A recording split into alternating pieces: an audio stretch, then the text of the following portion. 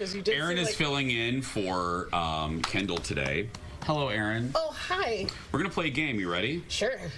Because Kendall isn't good at this. Okay. So we're going to see if you're ready. She's not. Calling her out. Shade. I love you, Kendall, but here we go. You ready? Yeah. Erin, I'm not going to do that one. It's the second time I'm terrified. I want to know what you're censoring. I'm not doing this one either. Do you have to fuzz that out if it happens? Oh my God, these are all lame. You have to ask the next one no matter what. Okay. Erin. Another one? Okay. Name 3 games you play with a ball. That's not any better. Hold the open. Dodge?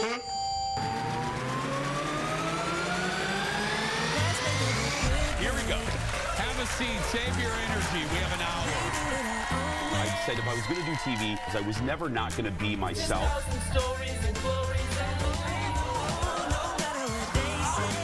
Where are the people who are a little bit different? You're sitting next to one on the couch. So let's just say that. Be yourself, but not too much of yourself. Now, here's Jason.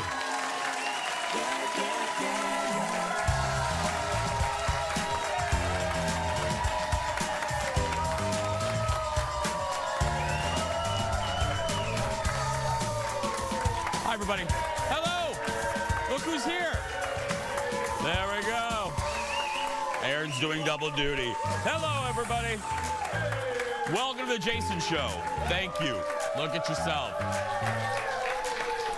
Let me just warn you right now, if the crowd isn't clapping as hard as they usually do, it's not the crowd's fault. It's the fact that Erin Schwab is doing double duty. That is the reason why. That's right. Yes, that's right.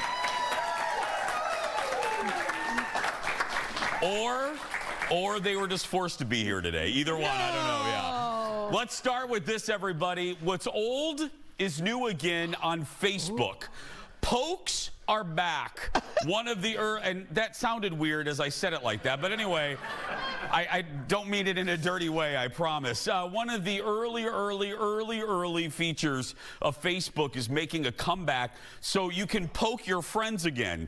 Now, it went away when many thought, well, it was a little creepy. Trust me, it's creepy for me to say that, but thanks to some changes, it's now, quote, easier to poke friends.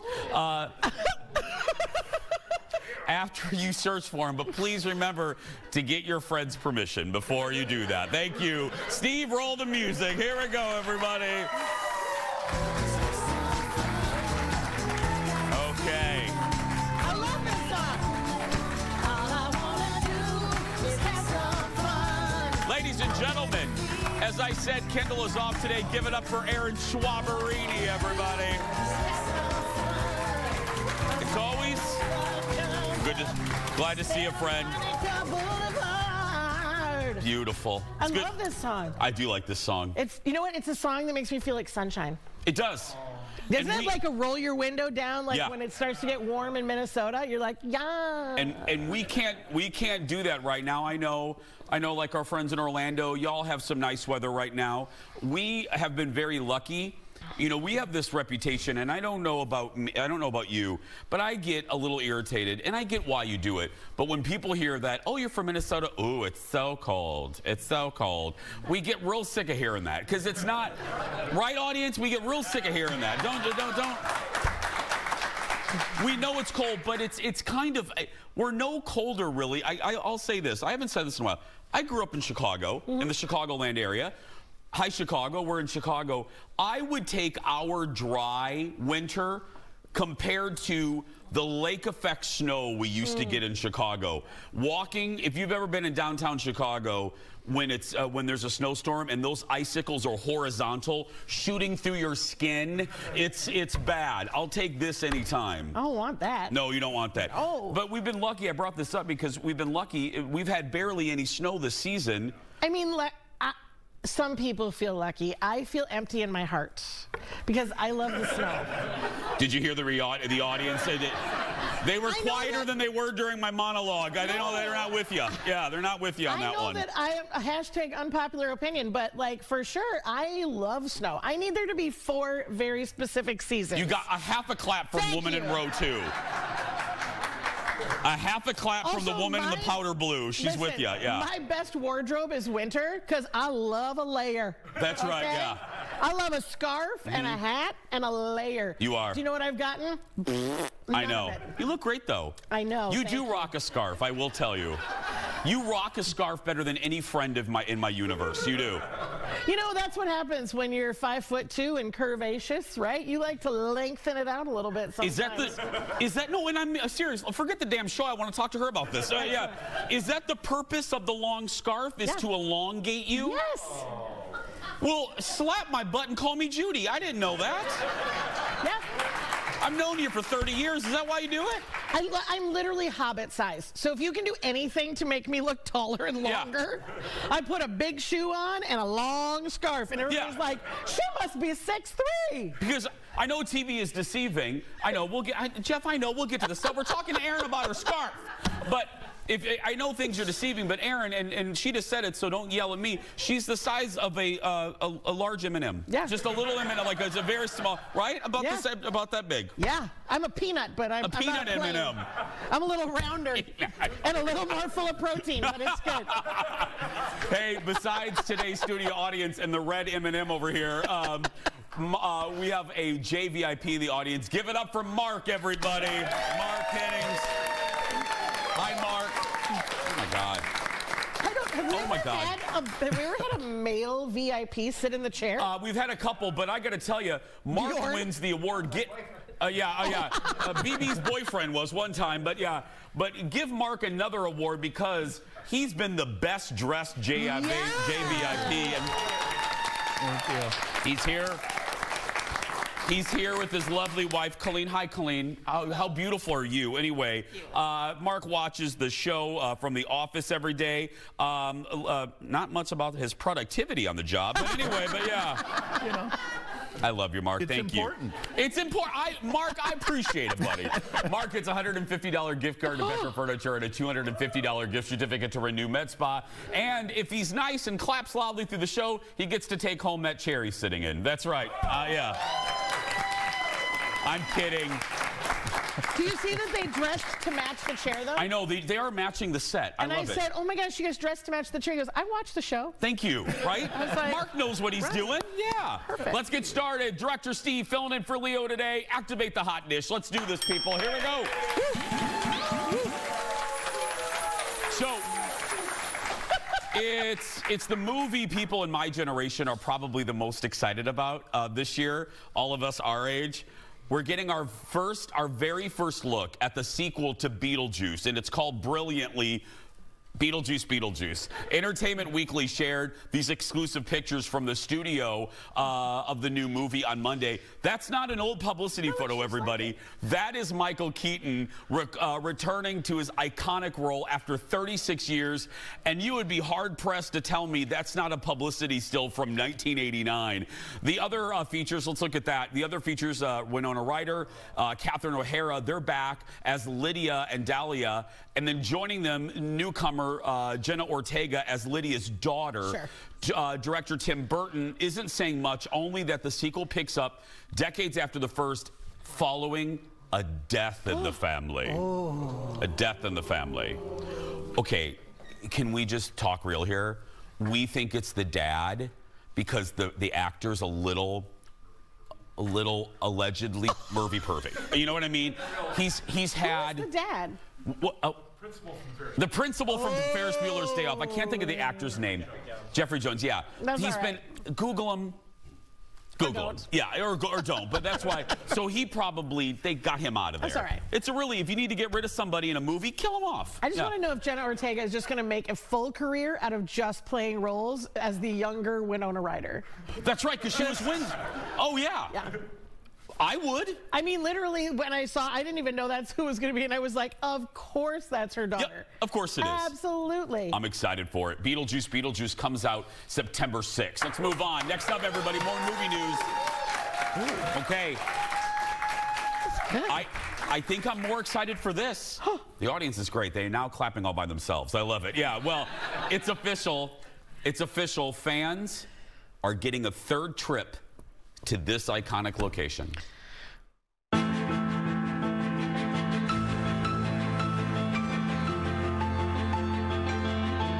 Yes, one of the actors from Downton Abbey, or as it's written in the prompter, or as it was written one day as it was written one day, Downtown Abbey, just confirmed that a third and final movie is in the works. Imelda Staunton, who played Lady Maud in the movies, told BBC Radio there will be a third and final movie. Reports are it will film this summer and it'll come to theaters for us in 2025. The creator of the show, Julian Fellows, says the cast and crew struggles to let the franchise go. There's a couple things I love about this. This is why one of the many reasons I love the Brits. First, they don't care. They couldn't care less. Imelda doesn't worry about the publicists. Yes. She doesn't worry about the studio. She's doing a podcast interview. The podcast interviewer just goes, hey, is there going to be a third movie? And Imelda's like, yes, there is. And there's like no official announcement. And the podcast host said, you might get in trouble. And she goes, I don't care. I don't care. I don't care. I love that about her. I love that about all of them. Yes. I think they're so, I think all the, like. Did you watch it? Yeah. Yeah, I thought you did. We had Downtown Abbey parties. Yeah. Like on the final one, we made, what's the very fancy meat so that you wrap in bread? What's that called? Beef Wellington. Thank you, second row. We literally went to my parents' house in their very fancy house with all their very fanciest of silver and all the things, and I made a beef Wellington, and we had all the British things and ate it while we were watching the program. It was awesome.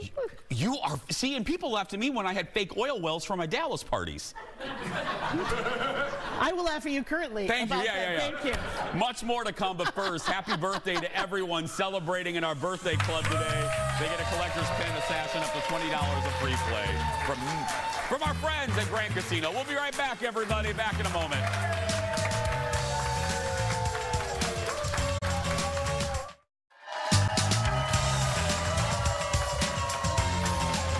Look at that.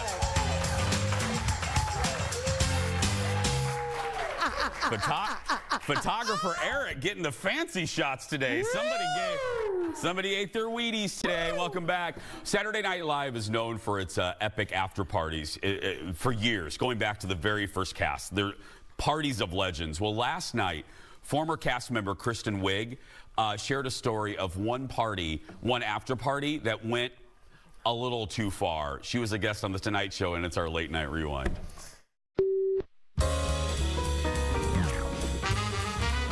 Do karaoke? I did. I remember doing Living on a Prayer with Jason Sudeikis. No way. Yes.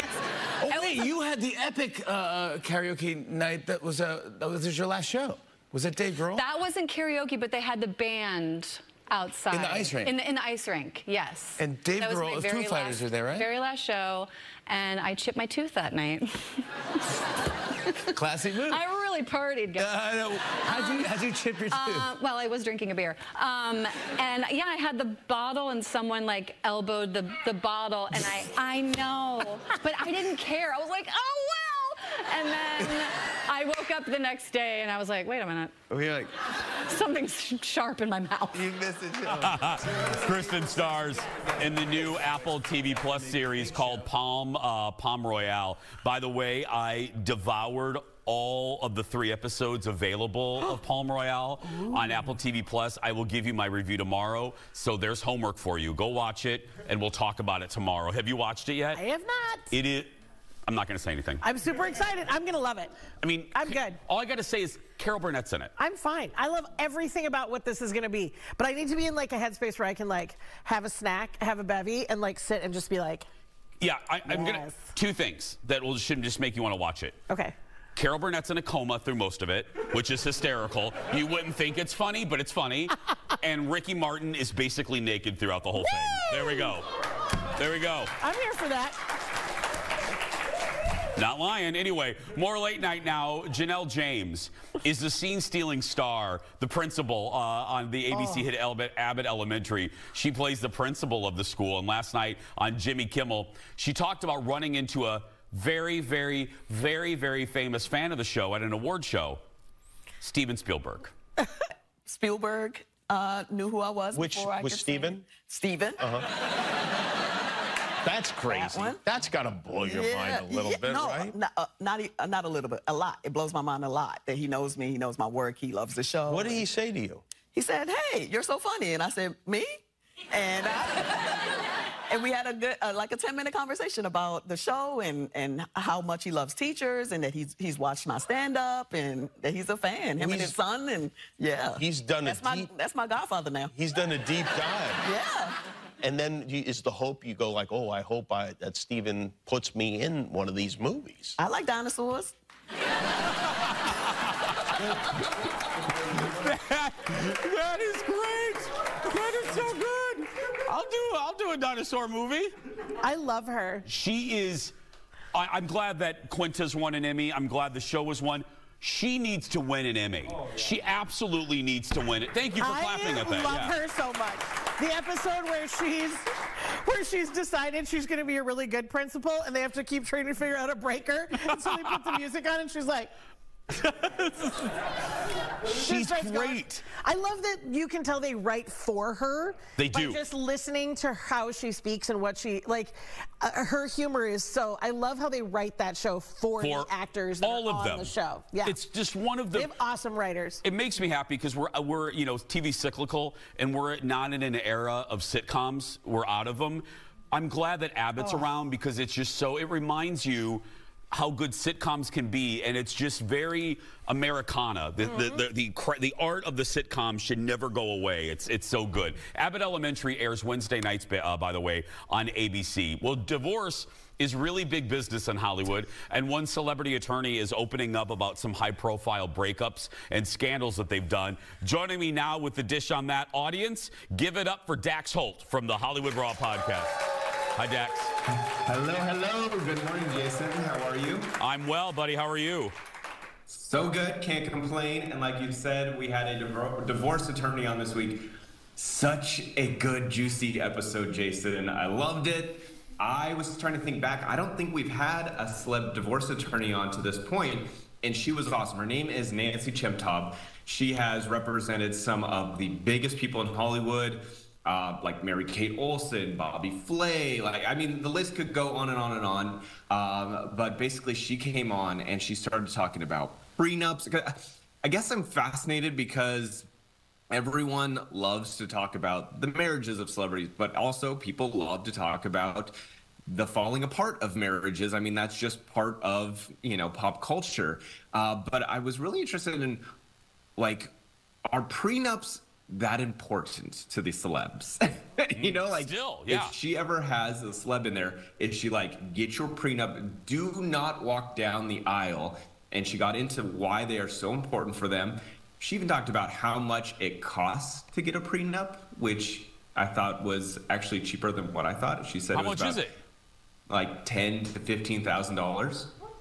Which is, for celebrities, for us, that's all. But for a celebrity, they have it in their Louis Vuitton. You know what I mean? Exactly. If you are somehow saving your wealth, you've got millions and millions of dollars, then I would think you would take that trip down the $10,000 lane and secure all your assets with her.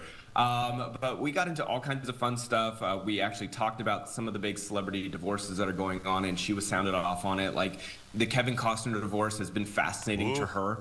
And I said, because I'm thinking, you're so involved in this industry, do you follow other people's divorces, or are you kind of over it? She goes, no. Totally fascinated by the Kevin Costner divorce. The fact that there was an ironclad prenup, but his wife was basically fighting it tooth and nail until the point where she just kind of got tired of fighting it. We got into how many times do the teams of celebrities come to you and they're the ones that you deal with, and you don't ever even deal with the celebs themselves. She's like, yep, that has 100% happened before, where I've only met the celeb at one point when they signed the document, but everything's been through a third party.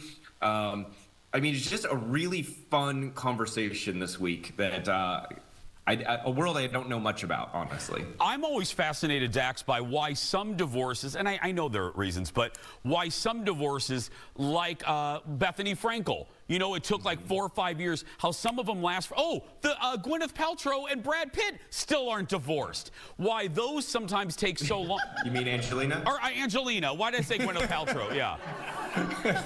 You know who I meant. They did date, in your defense, they did date for a long time. It's been a long, it's been so long I don't remember. But you know what I mean? Why some are lickety split and some take 5 years. I think it depends on the amount of assets that the celebrities have. So if you've got wineries and you've got estates all over the world, and if either side is being petty, that can draw it out a long way too. You know what I'm saying? If they just want to get it over with and say, fine, you have that house, it'll go quickly. But if they want to pick it apart, then it'll take a very long time. And I think being a celeb attorney, they're going, take your time. These are all billable hours. Billable hours. Thank you, Dax. Can't wait to watch it. Give it up, everybody, for Dax Holt. Can't wait to listen. I mean, not a visual medium. Hollywood Raw podcast available now. Subscribe wherever you get your podcasts. More Dish now, just days after he freaked people out saying that he was dying. Some scary news from Richard Simmons. The 75-year-old fitness guru says he was diagnosed with skin cancer. Richard shared the news on Facebook saying he discovered a strange-looking bump under his eye, under a eye, and the doctor determined that it was cancer. It was successfully removed. And after many comments, Richard then told fans, this isn't new. This actually happened years ago, but he wants people to be observant. Okay. When I read the story initially, I thought it was new news. Yeah. And I thought, oh, I felt bad. I still feel bad. But again, I do not subscribe to the aluminum foil hat society about every story like Kate, but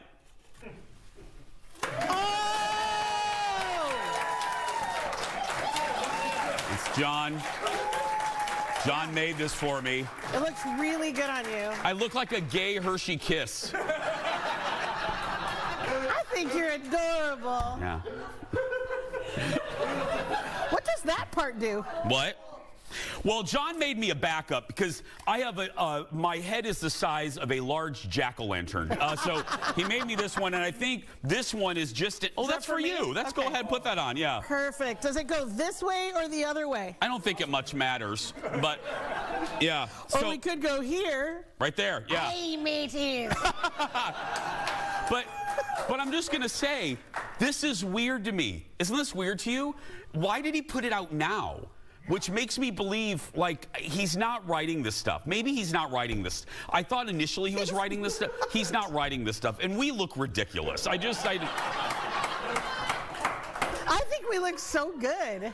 If somebody new has never watched this show, and they're just flipping around, and you know, I want people to watch the show, but yeah. You know, I think, if you want me to be serious for a minute. I do. What is coming up? Like, why are we hearing from him right now? That's what I want to know. Like, is this Pauly Shore movie happening? Is that team doing something?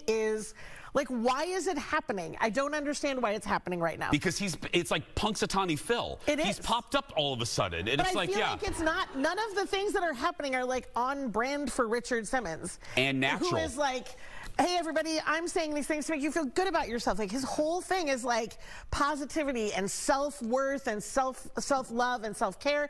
And this is bizarre. Bizarre. And so is this. And on that note, we will be right back. Back in a moment.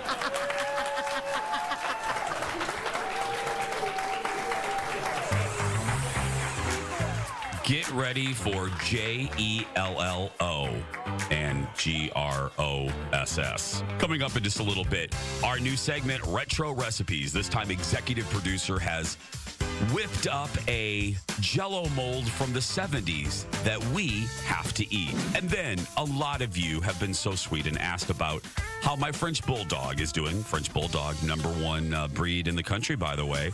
I will give you an update on Mr. Big. And then head-scratching headlines. That...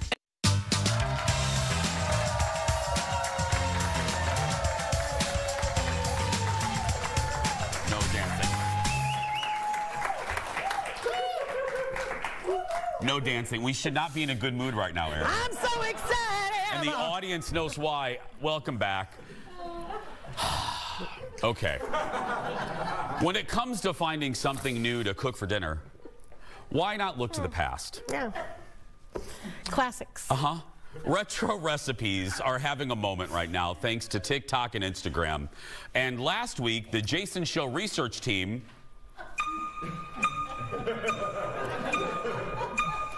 Was looking for retro recipes, and we came across a gem. Look at this. This is from the early 50s, and it features canned vegetables, a brand known as Veg-All. Well, the recipe is titled Veg-All Pie Plate Salad. Ooh. Erin, don't ooh that. It only involves a few simple ingredients that you can still buy today in 2024. So we decided that executive producer Jeff was the perfect person to make this monstrosity at home. Okay, I have all the ingredients for this retro recipe.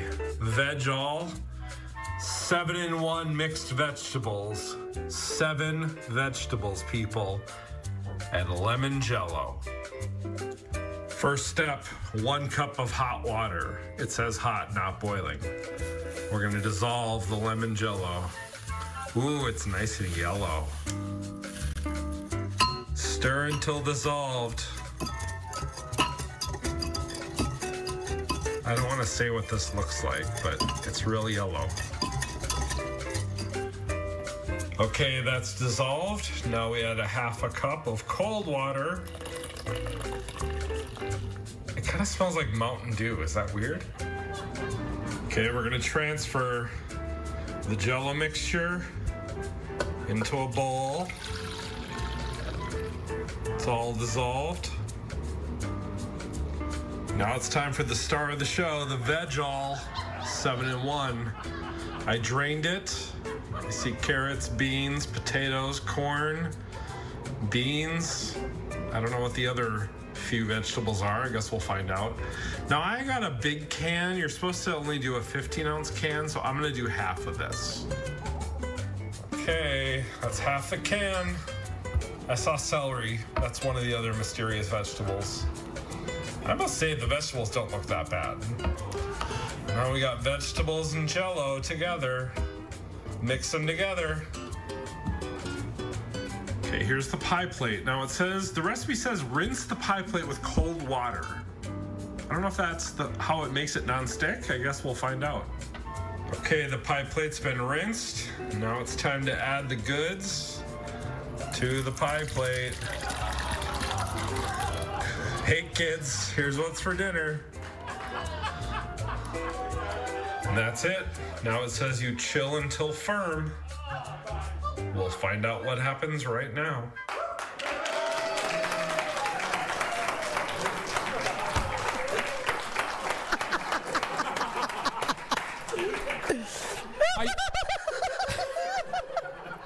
You gotta chill until firm, people. I said to the studio audience, and poor Mark, I mean, Mark is the VIP, and he comes on this damn day. I mean, he comes over to see, but anyway, yeah, Mark's gonna eat it. We're making Mark eat this, but anyway, anybody in the audience had this crap? Anybody? No, of course not.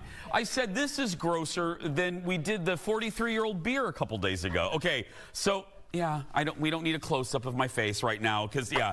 Okay, are you ready? Now, Steve, get ready. Now, Eric, do you have a good shot of this? I'm going to unveil it. Okay, here we go. Here's the unveiling. Oh. Look at that. Your name on it. It's our logo. It's just for you. Now, this smells like death. That smells like vegetables and mayonnaise. It's delicious. We couldn't get this out of, we're supposed to unpan this and then cover the sides with mayo, but we couldn't do that, so Jeff just put mayo on top. So Erin, yeah. I guess since it's from the 50s, like Donna Reed would you please cut the pie there? Yeah. Okay. I'm totally ready for this, you guys. I have a knife. Oh, there's a third plate. That's fun. I wonder who that's for. There's a spoon. Oh, I got it. Gentlemen first.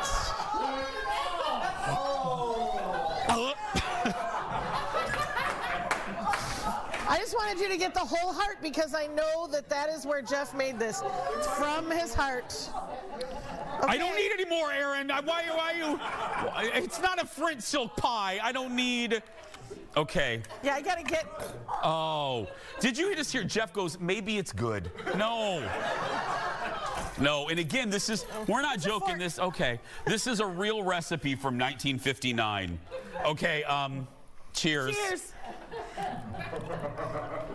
You ready? I'm going in. What vegetable is good? I don't care what vegetable I got. I need a bean. I got it. I have potato, corn, bean. Ready? Yummy. Oh, whoops, I dropped some. Mmm.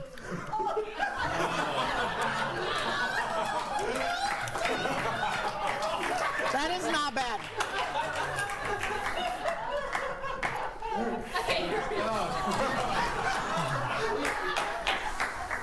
I'm hungry, you guys. Do you want some more? Stop eating that! That is Erin! What the hell was wrong with people in the 50s? Would you stop? I'm trying to figure out what the mystery veg is. Okay, if you have a... Oh, God. No, there's not a lima No, bean. I have like a pea in my mouth somewhere, and I can't get it. Anyway, Erin, if you don't stop eating that, I swear, if you have a retro recipe that you would like to share with us and have us try, go ahead and send it to us right now on the Jason Show Facebook or Instagram channel.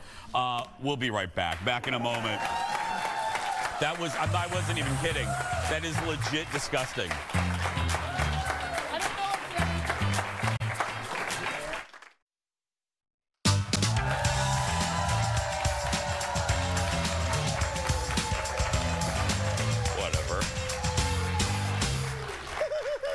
So gross. Anyway, hey, welcome back. It has been, and don't worry, this isn't going to get sad. There's a reason I'm getting ready to say what I'm getting ready to say.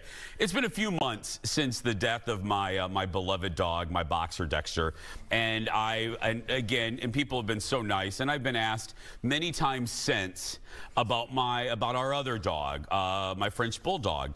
By the way, French Bulldog just named again by the AKC the #1 breed of last year. Oh. But I thank you for clapping for the French Bulldog. Hey! Yeah. We have a French Bulldog named Mr. Big, and Biggie's, there he is right there. Biggie is, yeah, he's 8. He's getting ready to be 9 years old, and people have been asking, how's Biggie doing? Because he never really knew a life without Dexter. I want to tell you, Biggie's doing well. I joke that I think he likes being an only child because now he gets all the attention, and he's literally attached to my leg most days. But not only am I bringing this up to let everyone know how he's doing, and I appreciate it, but also yesterday, and any dog parent can relate to this, we took Biggie to the vet. Because one of the traits of a French Bulldog sometimes is the fact that they have more teeth than real estate in their mouth. Oh. So it's not uncommon, and I know this seems weird, it's not uncommon for your French Bulldog to have like 10 teeth pulled. We had to take Biggie to the vet yesterday, to my friends at Modern Vet. I always like to give them a shout out here in Minneapolis because they take such good care of my boys. Biggie had to have like 6, 7 teeth pulled, and he had a mole removed, and they put him on doggy anesthesia. And when we brought him home, we noticed that he was kind of like Cheech or Chong, and for an inordinate amount of time. And now, now watch this closely because it's very subtle. Biggie in this video is staring at nothing, and we're trying to get him to lay down, and I start shooting this. Take a look.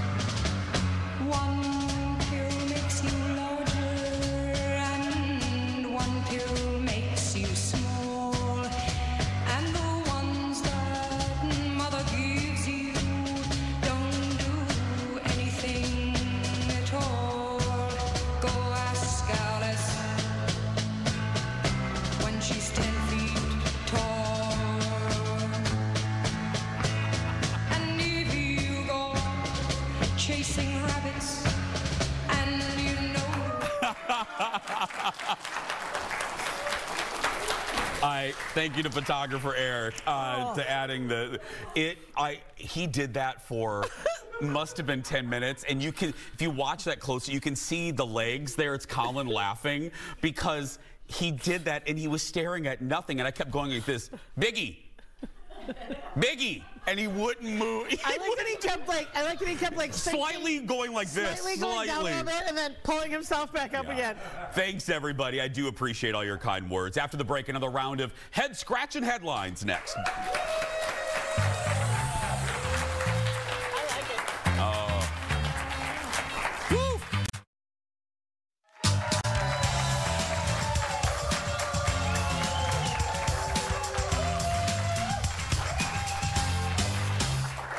Well, the world is filled with weird stories that happen every day, and it's usually happens in Florida or Indiana, my home state. Yeah. The Jason Show research team keeps an eye on strange headlines all day, every day, and we put them together in a segment we call Give It Up, Audience, for Head-Scratching Headlines, everybody. There we go. Okay, first up, what would happen if a tiger escaped at a zoo? What would happen? One zoo in Japan goes to extreme lengths to train zookeepers for this scenario. They practice what to do to recapture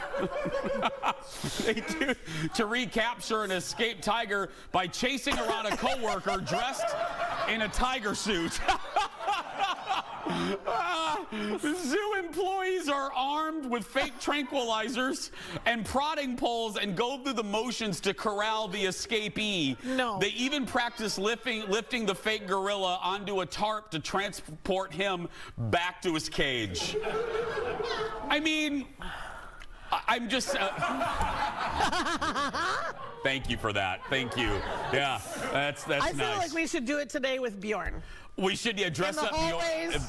We can put his unicorn outfit back on him again and just release him into the halls. Chase the news. Yeah. Have them chase the news employees. That'd be great. Yeah. Next, keeping it in the family. You had to write that line, didn't you, Bjorn? Okay. It's still legal in Tennessee to marry your first cousin. Sure. But there's... I won't tell you what member of the staff clapped at that. Anyway. They know. They know. But there's a new push to ban that type of deliverance-like behavior. The lawmaker behind the bill says he wasn't aware of the issue until he and his now wife were preparing to get married. He was surprised to learn that one of the most commonly asked questions on the marriage section of the county clerk website was, quote, can you marry your first cousin in Tennessee? If the bill passes, Tennessee would become the 25th state to ban marriage between first cousins. Okay, can I just tell you, the scary part about me for this whole thing is half the states?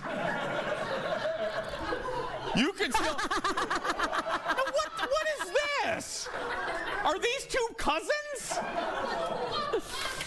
It's 25 other states you can still marry your first cousin? What about here? Can you marry your first cousin here? No, not in Minnesota. You can't. Did the research? Third cousins were good, but first cousins not so much. Yeah. Next up, help wanted in Antarctica if you're looking for a truly remote job. The UK Antarctic Heritage Trust is looking to hire 5 people to sort through mail sent to penguins. This is not a joke. Every summer, thousands of cruise passengers send postcards to penguins when they pass through Antarctica. The team of 5 will bunk together in one Antarctic room.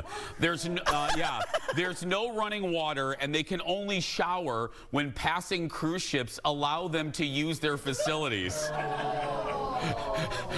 Hey, Carnival! Yeah, in the morning, in the evening, ain't we got soap? You have to be really old to get that joke. You also have to be okay with the stench of guano. What's guano, you ask? Penguin poop. Oh. Yeah. Really? Really on this one? Is that all the mail the penguins receive? Yeah. Next. More than here. Yeah, more than sometimes we get here. Yeah. Next, a 12-year-old in Michigan experienced his first hangover thanks to a mistake at Outback Steakhouse. While out with his family for dinner, the preteen ordered his favorite drink, a virgin strawberry daiquiri. But after a few big gulps, something didn't seem quite right. The bartender accidentally added rum to the strawberry daiquiri. Outback quickly comped the family's meal. That's right. The booze didn't really sit well with the sixth grader and was taken to the hospital. But there wasn't much that could be done. He was given Tylenol, and as we adults learn, just get some rest. Just get some rest. Yeah, yeah.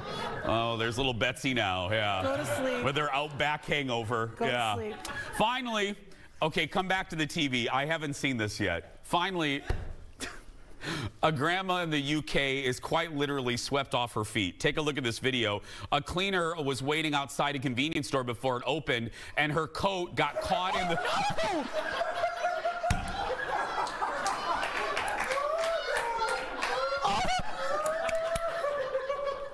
I'm sorry. Her coat got caught in the shutters. Aww. She was quickly Granny was hoisted into the air. She screamed for help, and thankfully the store manager was inside and rushed to get her back on solid ground. She walked away without a scratch. She's fine, and she was so fine that Grandma immediately pulled out a cigarette.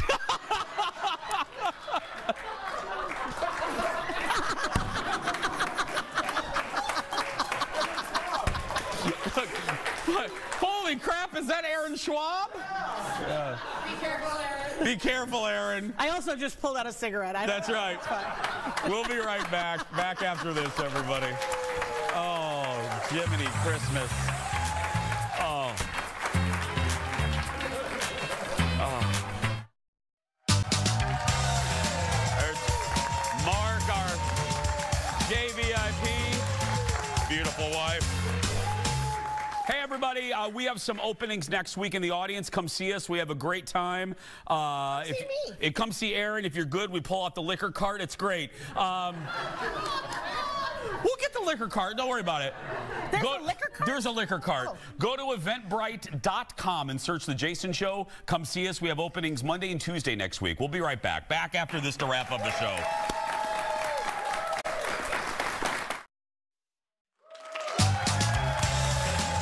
Welcome back. We gotta say goodbye to Mark, our JVIP. You know, JVIPs come in various days. Mark came the day that we had gross Jell-O. I love it. That's what, you know, and Antarctic penguins. Yeah. Yeah. And oh, Mark, we did save a piece for you, by the way. Of the Mark's good. Mark knows how to do this. Yeah. And off he goes to the med spa. That's right, exactly. Right after eating the Jell-O. We learned too. We didn't learn. I mentioned it, but Eric, photographer Eric, we did that penguin story. Mm-hmm. Our photographer Eric, who you know and love, he worked with the penguins in Antarctica. He was in Antarctica for 7 years. Yep. 7 years, off and on. Yeah. I know. He's been everywhere. He's done every. He's been everywhere, man. He's been everywhere. What is that from? I don't know what that's. Oh, what is that from? I can't remember. What is it from? Oh, Motel 6. Motel 6. Oh, we're doing a TV show. I'm sorry. I find it. You know the Motel 6 jingle? Sure do. Hey, tomorrow on the show, the Cooking Mom is back with a pair of Easter recipes that have nothing to do with Jell-O. Absolutely nothing to do with Jell-O. Yeah, one main course and one dessert. That's coming up tomorrow. Right now, though, that's gonna do it for us. Again, thanks to Mark, his wife, this great audience. Thanks to you watching. If you're watching and you're a kid that's being bullied, you go out there and be yourself, because nobody can tell you you're doing it wrong. See you tomorrow, everybody.